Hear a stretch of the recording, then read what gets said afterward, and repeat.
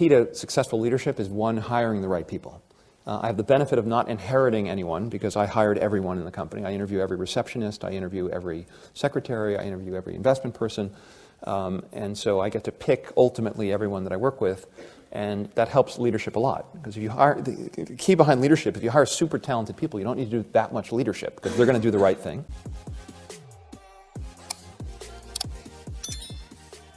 Bill, you being so frank about what worked and what didn't work.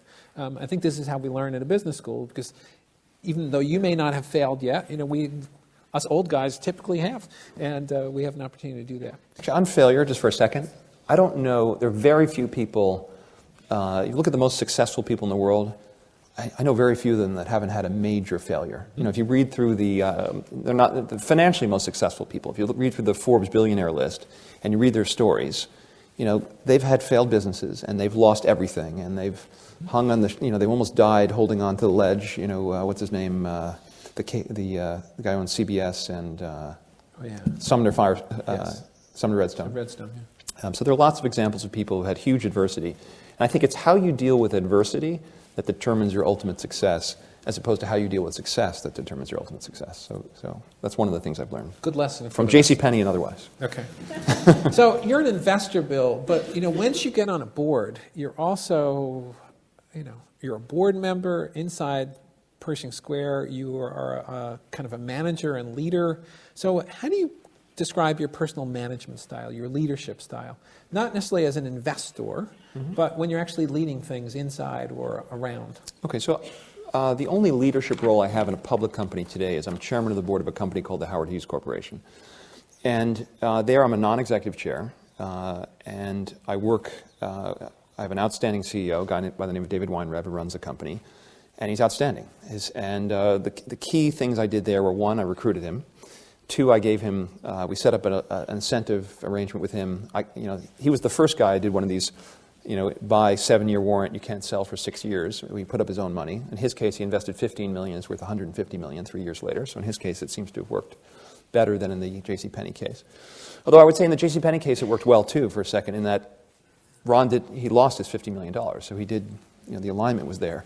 But that doesn't guarantee you an outcome. But key, set up the incentive structure so that the management issues are aligned with yours, and then just be direct. My approach in business, in my personal life, in a management role, is extreme candor.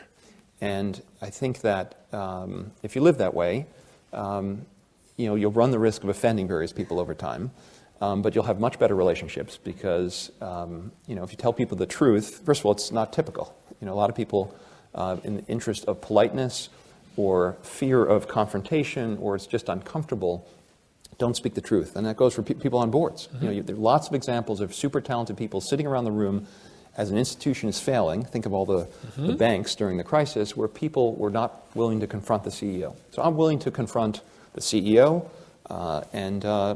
but I'm completely candid with him about his successes and his failures.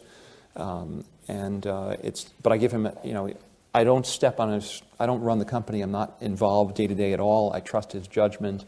It's a bit of a trust but verify type relationship, and it's worked very well. So that's my only public leadership role. I am CEO of Pershing Square.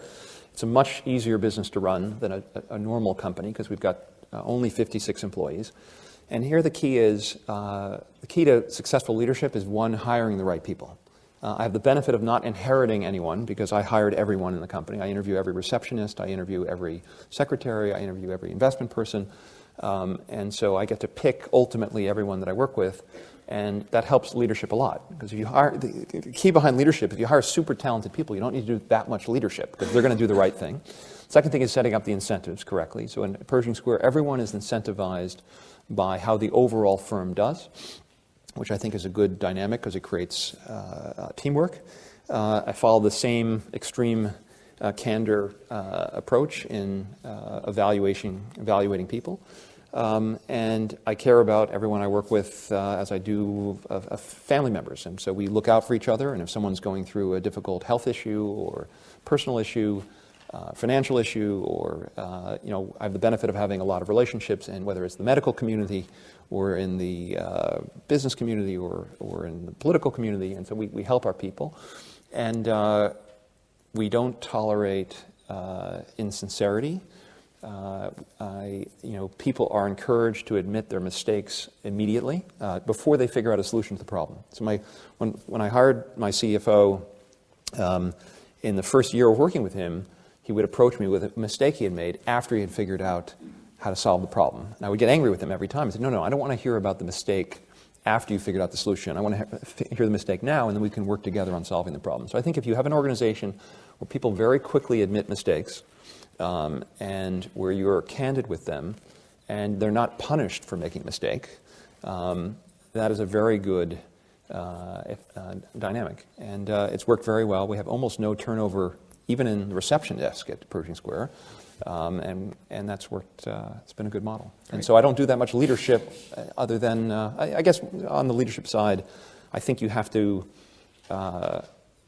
you have to set an example in terms of the way you live, in terms of the way you behave, because that affects how other people will watch you. So my other key success factor for being a leader in the 21st century, in the era of everyone having a video camera on their cell phone, is assume that everything you're doing is being videoed and recorded at all times, and that will, and consider that the video ends up as a top video on YouTube, and then adjust your behavior accordingly. Fair.